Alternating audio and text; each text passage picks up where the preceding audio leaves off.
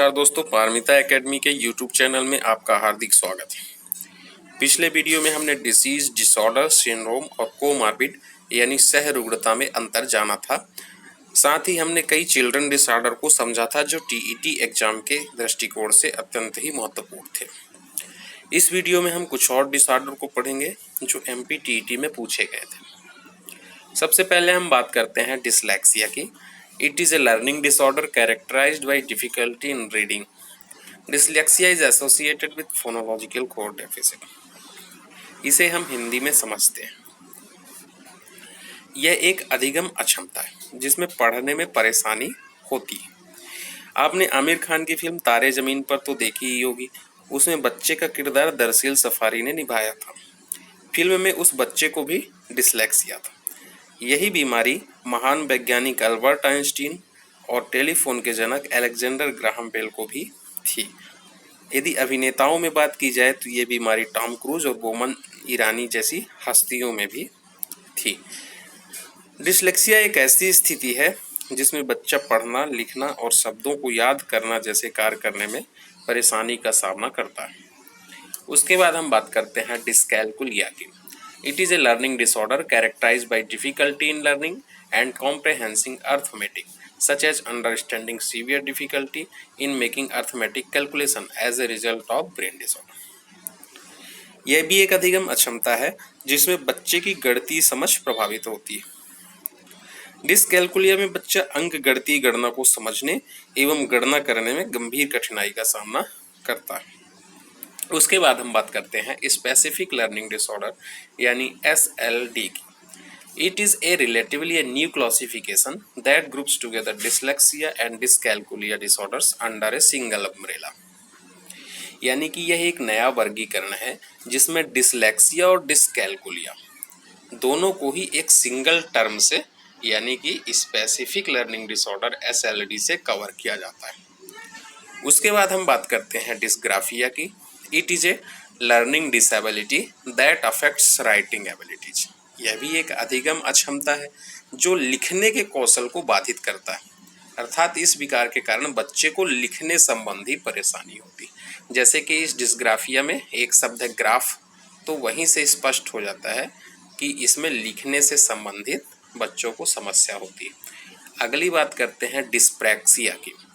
It is a developmental disorder of the brain in childhood, causing difficulty in activities requiring coordination and movement, problem in holding a pen and writing.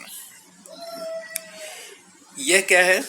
मस्तिष्क का एक विकासात्मक विकार है। मतलब मस्तिष्क के विकास में जो विकार आ जाता है उसे हम विकासात्मक विकार कहते हैं। तो ये जो डिस्फ्रेक्सिया है यह मस्तिष्क का एक विकासात्मक विकार है जिसमें बचपन में कुछ ऐसी गतिविधियां बाधित होती हैं जिसमें कोऑर्डिनेशन की जरूरत पड़ती है।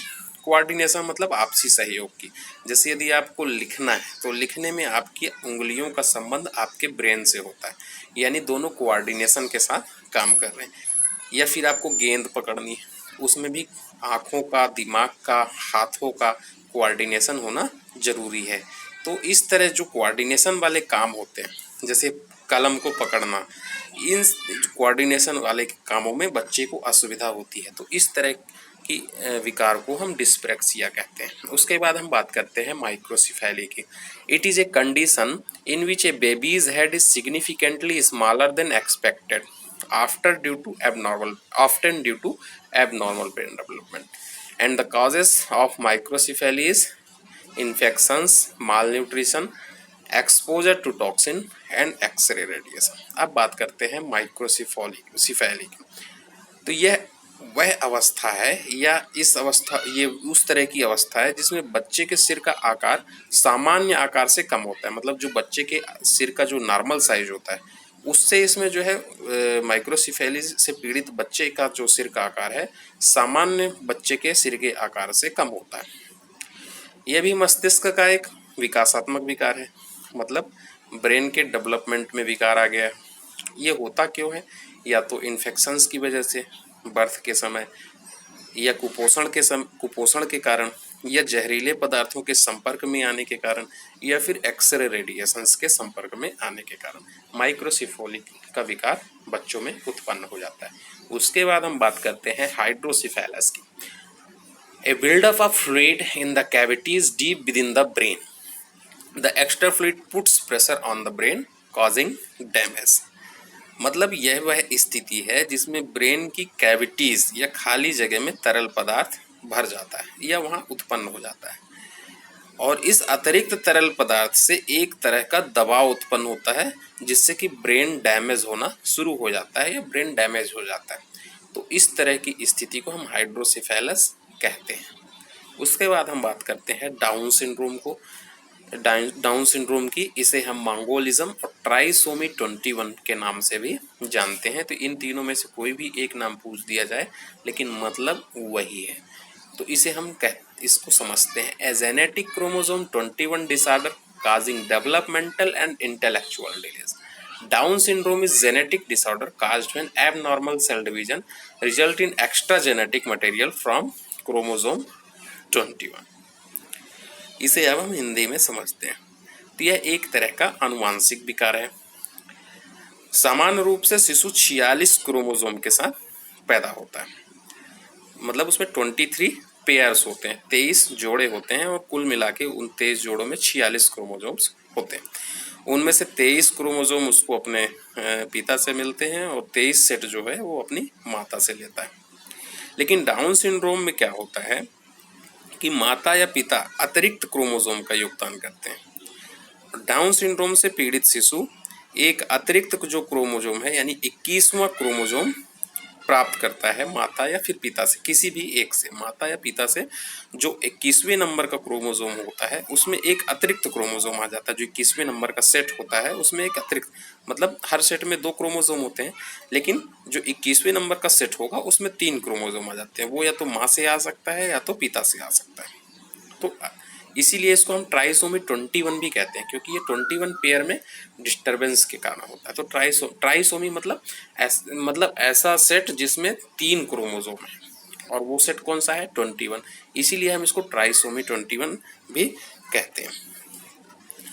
तो होता क्या है इससे कि उसके शरीर में क्रोमोसोम की संख्या बढ़ जाती है। वो पहले 46 होने चाहिए, लेकिन हो कितनी जाती है? 47। तो ये अतिरिक्त जो आनुवांशिक सामग्री आ गई है उसके शरीर में, इसी के कारण उसमें मानसिक और शारीरिक विकास की गति जो है वह धीरे होने लगती है। डाउन सिंड्रोम से पीड़ित अधिकतर बच्चे की मांसपेशियां और जो जोड़ होते हैं वो ढीले होते हैं, और बच्चे के हृदय, आंत, कान, श्वास, इनसे संबंधित समस्याएं शुरू होने लगती हैं। तो ये था डाउन सिंड्रोम। एग्जाम के दृष्टिकोण से यह सिंड्रोम बहुत ज़्यादा महत्वपूर्ण है। उसके बाद हम बात करते हैं क्रेटिनिज्म की, यानी इसको कॉन्जेनाइटल हाइपोथायराइडिज्म कहते हैं। अच्छा, इसमें एक शब्द है हाइपोथायराइडिज्म, यानी हाइपो मतलब कम और हाइपर माने ज़्यादा। तो थायराइड की जो एक्टिविटी है वो जब कम होती है, हाइपो, वहाँ हाइपोथायराइडिज्म उत्पन्न होता है। यदि थायराइड की एक्टिविटी ज़्यादा होगी तो वहाँ हाइपर थायराइडिज्म होगा। तो इसे पहले हम समझ लेते हैं इंग्लिश में, फिर समझेंगे हिंदी में।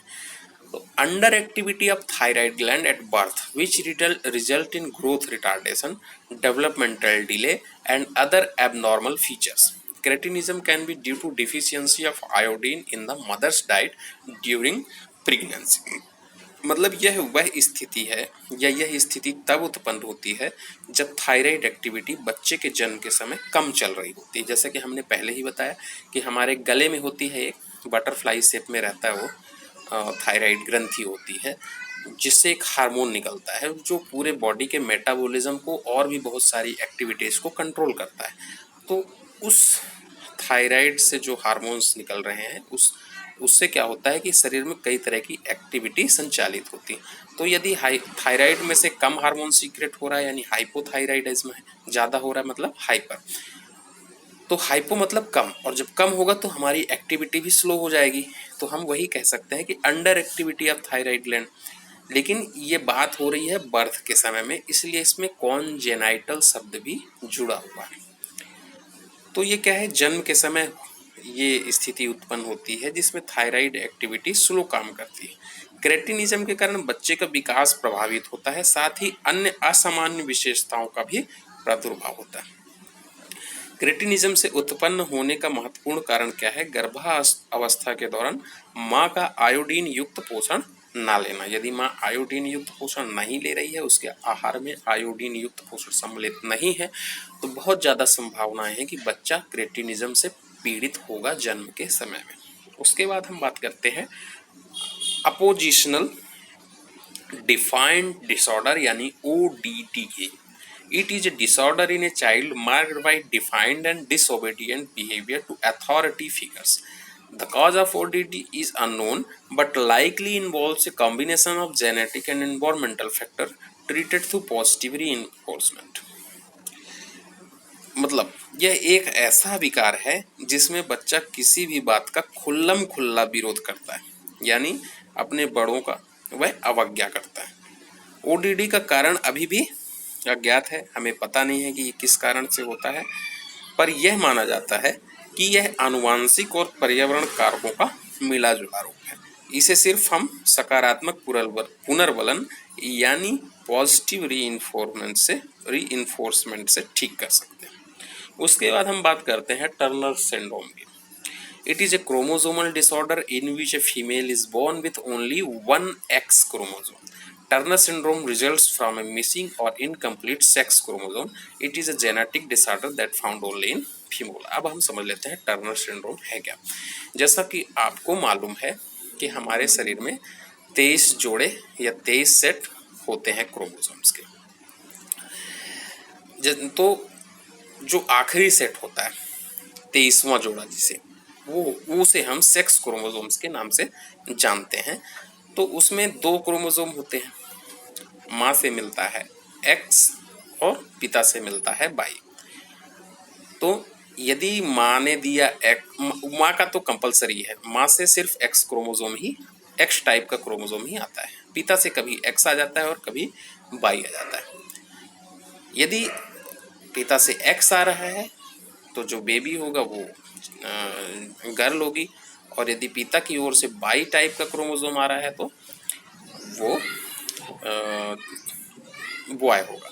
कुल मिला के जो बेबी का जो सेक्स है वो पिता के द्वारा दिए गए क्रोमोसोम से डिसाइड होता है कि पिता की तरफ से X क्रोमोसोम आ रहा है या Y क्रोमोसोम आ रहा है।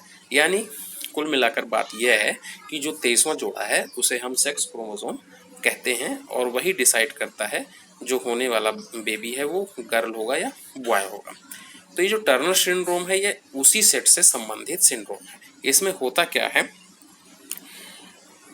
कि किसी महिला में एक ही X क्रोमोसोम होता है, या यूं कहें कि यह एक गुणसूत्री विकार है, यानी क्रोमोसोमल डिसऑर्डर है, जिसमें किसी महिला का जन्म सिर्फ एक X क्रोमोसोम के साथ होता है। जनरली महिला में 2 X क्रोमोसोम होते हैं, लेकिन इसमें महिला का जो जन्म होता है वह सिर्फ एक X क्रोमोसोम के साथ होता है। यानी कि टर्नर सिंड्रोम में एक अन्य क्रोमोसोम जो होता है वो मिसिंग होता है। यह आनुवांशिक विकार है जिससे सिर्फ महिला ही प्रभावित होती है, यानी टर्नर सिंड्रोम सिर्फ महिलाओं में देखा जाता है। उसके बाद हम बात करते हैं सिकल सेल एनीमिया की। A group of disorder that causes red blood cells to become mishapen and break down with sickle cell disease. An inherited group of disorder, red blood cells contort in a sickle cell. The cell die early, leaving a shortage of healthy red blood cells and can block flow, causing pain known as sickle cell crisis. इसे हम हिंदी में समझते हैं। यह कई विकारों का ऐसा समूह होता है जिसके कारण लाल रक्त कणिकाएं यानी RBC दुर्व्यवहार करने लगती हैं। दुर्व्यवहार किस तरह से करती हैं यह हम समझते हैं। इसमें होता क्या है कि RBC टूटने लगते हैं और सिकल का शेप धारण कर लेता है। सिकल वो जो आपने गाँव में देखा होगा, हंसिया, जिससे खेती बाड़ी का काम करते हैं, घास वगैरह काटने का काम किया जाता है, सब्जी फलों को भी काटा जाता है, उसे हम सिकल कहते हैं। तो ये जो RBC होते हैं ये टूटते हैं और सिकल सेल जो होते हैं सिकल का रूप धारण कर लेते हैं और अपनी सामान्य उम्र से जल्दी मरने लगते हैं। आरबीसी का सामान्य उम्र जो होता है वो 100 से 120 दिन का होता है, जबकि ये उससे पहले मरने लगते हैं, जिससे होता क्या है कि आरबीसी की कमी हो जाती है, जिसे हम सिकल सेल एनीमिया कहते हैं। इनकी कमी से ब्लड फ्लो अवरुद्ध हो जाता है, जिससे शरीर में तेज दर्द होता है, जिसे हम सिकल सेल क्राइसिस के नाम से भी जानते हैं। उसके बाद हम बात करते हैं प्रोजेरिया की। ये हमने सीधे सीधे हिंदी में लिख दिया है, यानी कि कम आयु में वृद्धावस्था के लक्षण, जिसे हम प्रोजेरिया या इसे हम हचिंगसन गिलफोर्ड प्रोजेरिया सिंड्रोम या हचिंगसन गिलफोर्ड सिंड्रोम भी कहते हैं। तो इसमें कुछ समझाने जैसी बात है नहीं। जिस बच्चे में वृद्धावस्था के लक्षण दिखें, बाल का पकना, चमड़ी में झुर्रियाँ आना, शरीर में कमजोरी आना, मतलब बुढ़ापे के जितने भी लक्षण हैं यदि किसी बच्चे में पाए जा रहे हैं तो उसे हम प्रोजेरिया या हचिंगसन गिलफोर्ड प्रोजेरिया सिंड्रोम या हचिंगसन गिलफोर्ड सिंड्रोम कहते हैं। उसके बाद हम बात करते हैं एडीआईपी स्कीम की। ना तो यह कोई डिसऑर्डर है, ना तो यह कोई डिसीज है, ना तो यह कोई सिंड्रोम है, और ना ही यह कोमार्बिड की श्रेणी में आता है, लेकिन इसे पढ़ना जरूरी है क्योंकि यह इनसे संबंधित है और एग्जाम में पूछा जाता है।